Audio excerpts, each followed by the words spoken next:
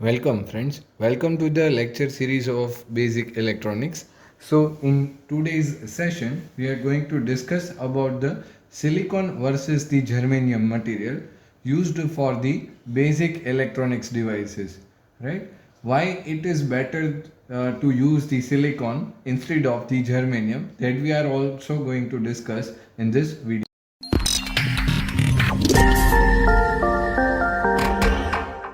So, first of all, we want to see that why silicon versus germanium. हमें ये दोनों की comparison क्यों करनी है और हर बार हम अलग अलग इलेक्ट्रॉनिक्स डिवाइसेस के लिए सिलिकॉन और जर्मेनियम डिवाइसेस का क्यों डिफरेंट डिफरेंट यूज करते हैं for the making of that electronics devices. Okay, तो सबसे पहले समझ लेते हैं कि रिवर्स सैचुरेशन करंट जो हमने देखा था प्रीवियसली लेक्चर में, रिवर्स सैचुरेशन करंट वो डिफर होता है जर्मेनियम और सिलिकॉन दोनों के अंदर। ठीक है, तो reverse saturation current for both the materials are different. अभी ऐसा क्यों है, दोनों में अंदर ये अंतर क्यों है, दोनों के अंदर अलग अलग जो रिवर्स सैचुरेशन करंट फ्लो हो रहा है वो किस वजह से। तो सबसे पहले समझ लीजिए कि जो reverse saturation current germanium diodes के अंदर हो रहा है, ठीक है, flow in case of germanium diodes it is three times greater than the silicon. Okay, silicon के अंदर जो होगा उससे 3 या 4 गुना, 3 और 4 times the germanium diode having the reverse saturation current, इतना गुना रिवर्स सेचुरेशन करंट फ्लो होगा compare to the silicon diode. ठीक है, तो ऐसा क्यों है, तो उसे बोलते हैं क्योंकि ये यहाँ पे डिफरेंट कट इन वोल्टेज जो है वो शो करता है। कट इन वोल्टेज को हम वी गामा बोलते हैं।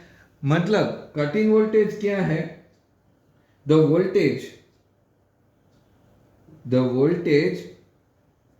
एट विच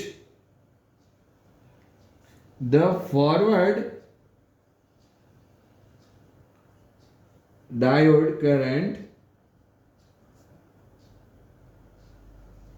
स्टार्ट्स इंक्रीजिंग। क्या हो रहा है, इंक्रीज होना स्टार्ट कर रहा है। So starts increasing is known as cut in voltage of diode. Clear है, तो इसे बोलते हैं हम कट इन वोल्टेज, जहां से हमारा फॉरवर्ड डायोड करंट जो है वो स्टार्ट हो जाता है, वो वोल्टेज इसको हम क्या बोलेंगे, कट इन वोल्टेज। ओके, तो in terms of this germanium the cut in voltage V gamma for germanium वो कितना है, तो जो V gamma for the germanium है वो 0.2 to 0.3 वोल्ट्स होता है, and for the V gamma for silicon it is 0.6 to 0.7 volts होता है। ठीक है, तो यहां से आपको क्लियर कट आइडिया मिल जाएगा क्योंकि जो वोल्टेजेस है वही शो कर रहे हैं कि कब हमारा फॉरवर्ड करंट स्टार्ट हो रहा है। So ultimately it is the for here it is the reverse saturation current, but for the forward and reverse the definition of this cut in voltage will be same. Okay, so यहाँ पे अगर आपको differentiate करना हो for this particular thing, then we can write it as VRB, reverse breakover voltage। इस तरीके से भी आप डिनोट कर सकते हो for the betterment of your understanding. बाकी बोलते इसे कट इन वोल्टेज ही है। ओके फाइन, सो तो रिवर्स में जहां से इसका शार्प इंक्रीज होगा that is considered as the cut in voltage for the reverse bias condition, and from there the reverse saturation current will start flowing in the reverse bias. Okay, तो reverse bias में क्या हो रहा है, वो वहां पे रिवर्स सेचुरेशन करंट फ्लो हो रहा है. So ultimately over here the VR is nothing but the reverse saturation current flowing limit, at which limit the reverse saturation current will start flowing. Okay, तो ये चीजें हम जो है यहाँ पे डिस्कस कर रहे हैं. करें तो क्या है, चलो समझ लेते हैं. तो सबसे पहले मैं बता देता हूं कि 4 वैलेंस इलेक्ट्रॉन होंगे. किसमें? 4 valence electrons of germanium are in the fourth shell or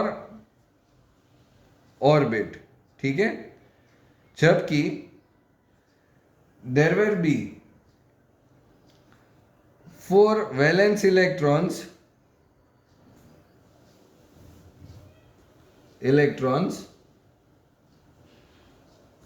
of silicon are in third shell. खास ये चीजें मार्क कीजिएगा, मैं क्या बोल रहा हूं, मतलब कि ऑर्बिट में है. ओके, तो सीधी सी बात है, जो थर्ड ऑर्बिट में होगा और जो फोर्थ ऑर्बिट में होगा, वो दोनों ही कोई अलग से फोर्स एक्सपीरियंस करेंगे. सेंट्रली जो न्यूक्लियस रहेगा वो इन इलेक्ट्रॉन्स को क्या करके रखता है, it will attract towards them, nucleus की तरफ उसको खींच के रखेगा. तो ये जो force of attraction है by the nucleus, that will be different in this both the cases, silicon as well as in the germanium. तो जो फोर्थ ऑर्बिट में रहेगा, that will be liberated very much easily comparatively with this third orbit electron. अभी clear हो रही हैं चीजें?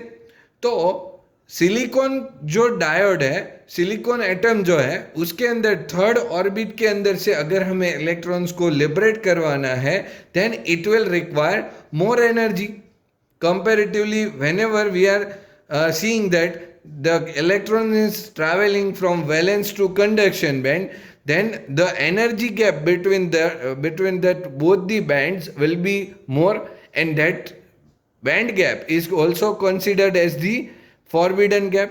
तो हमने जो पहले हमने देखा था, see this is my conduction band and this is my valence band. तो यहाँ पे मैं लिख लेता हूँ वैलेंस एंड कंडक्शन. तो यहाँ से अगर इलेक्ट्रॉन को इस तरफ मूव करना है, ठीक है, then this forbidden energy gap, इसे हम क्या बोलते हैं, forbidden energy gap will be more for the this one silicon, and for this one it will be less. तो अभी आपको समझ में आया कि क्यों हम जो है रिवर्स सेचुरेशन करंट ज्यादा मिल रहा है हमें जर्मेनियम के केस में. जर्मेनियम डायोड अगर हम कंसीडर कर रहे हैं तो उसके अंदर हमको ज्यादा रिवर्स सेचुरेशन करंट मिल रहा है due to this kind of activity. So this way the atomic structure will also affect the higher reverse saturation current of the germanium diode. So we can clearly state that the reverse saturation current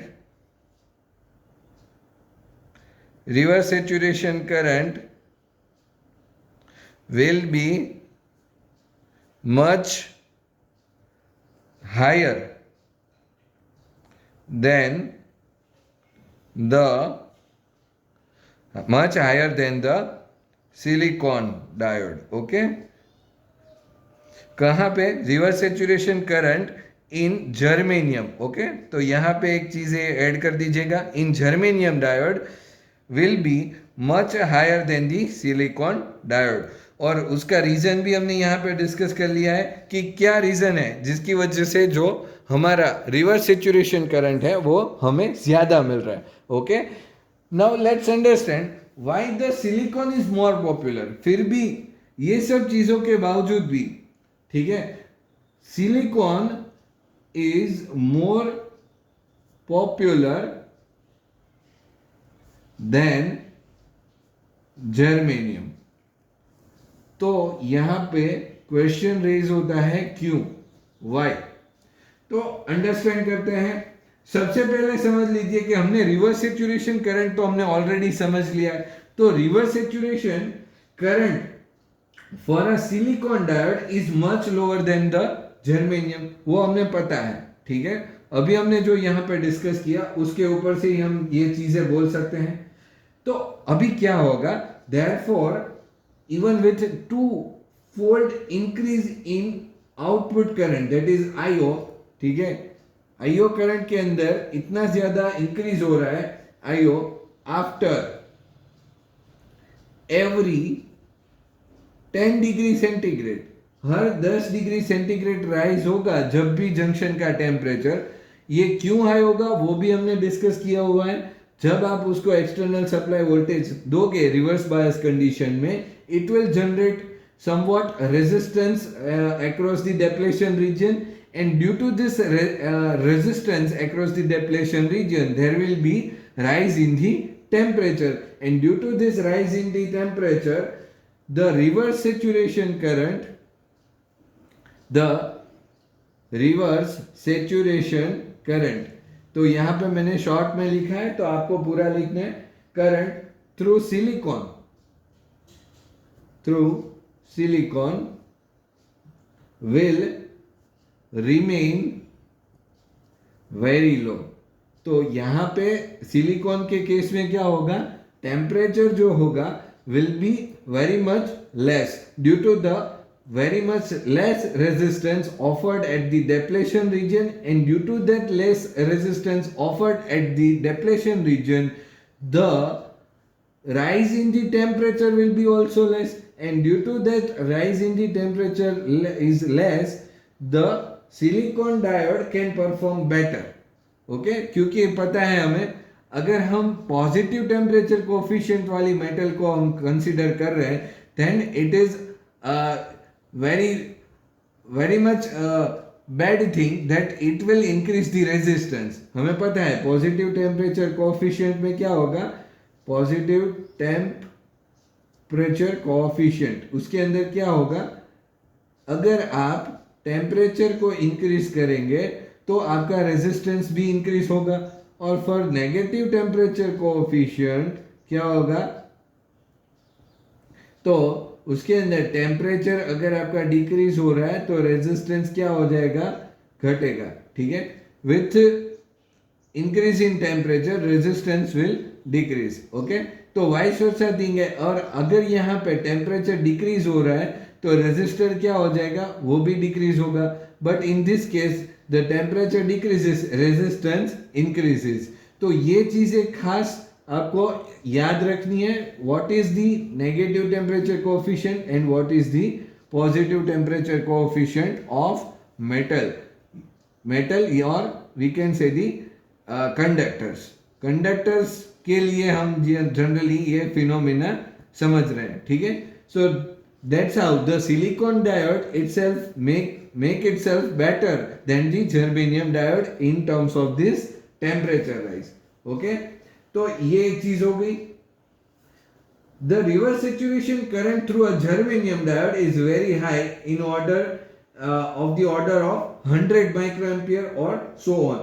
So this level of reverse saturation current, ये जो इतना सारा reverse saturation current जो flow हो रहा है, that is completely unacceptable in practice।